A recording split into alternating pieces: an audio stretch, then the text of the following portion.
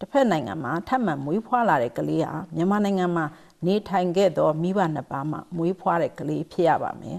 ပရိပခအတွင်းမွေးဖွားတဲ့ကလေးများအတွက်ဘင်္ဂလားဒေ့ရှ်နိုင်ငံတရားရုံးမှမှန်ကန်ကြောင်းထောက်ခံချက်ပါရှိရပါမယ်ဆိုပါစံသတ်မှတ်ချက်တွေနဲ့ညီပြန်လည်လက်ခံရေးလုပ်ငန်းစဉ်ကိုအကောင့်ထဲပေါ်နိုင်ရေးအတွက်ရုပ်ပိုင်းဆိုင်ရာလက်တွေ့အစီအစဉ်များဖြစ်တဲ့ physical arrangement ကို15ရက်တလ2018ရက်နေ့မှာမြန်မာနိုင်ငံနဲ့ဘင်္ဂလားဒေ့ရှ်နိုင်ငံတို့မှတာဝန်ရှိသူတွေလက်မှတ်ရေးထိုးဆောင်ရွက်ခဲ့ကြပါတယ်ဆက်လက်ပြီးမြန်မာနဲ့ဘင်္ဂလားဒေ့ရှ်နှစ်နိုင်ငံနိုင်ငံခြားရေးဝန်ကြီးဌာနမှတာဝန်ရှိပုဂ္ဂိုလ်တွေဦးဆောင်တဲ့ JWG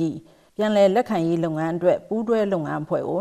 2018နိုဝင်ဘာလမှာဖွဲ့စည်းခဲ့ပါတယ်JWG အစည်းအဝေးတွေကို2018ခုနှစ်မှ2022ခုနှစ်အတွင်း9ကြိမ်တိုင်မြန်မာနဲ့ဘင်္ဂလားဒေ့ရှ်နိုင်ငံတွေမှာအလှည့်ကျကျင်းပဆွေးနွေးခဲ့ကြပါတယ်မြန်မာဘင်္ဂလားဒေ့ရှ်နှစ်နိုင်ငံအကြားပြန်လည်လက်ခံရေးလုပ်ငန်းစဉ်သဘောတူညီချက်အရပြန်လည်လက်ခံရေးစံသတ်မှတ်ချက်တွေမှာအကျုံးဝင်သူတွေကိုစစ်စစ်နိုင်ဖို့အတွက်နေရဆွန့်ခွာသူလူဦးရေ8သိန်းကျော်ရဲ့စာရင်းကို2018ခုနှစ်မှ2021ခုနှစ်အတွင်း6ကြိမ်ခွဲပြီးတော့ဘင်္ဂလားဒေ့ရှ်နိုင်ငံဘက်ကပေးပို့ခဲ့ပါတယ်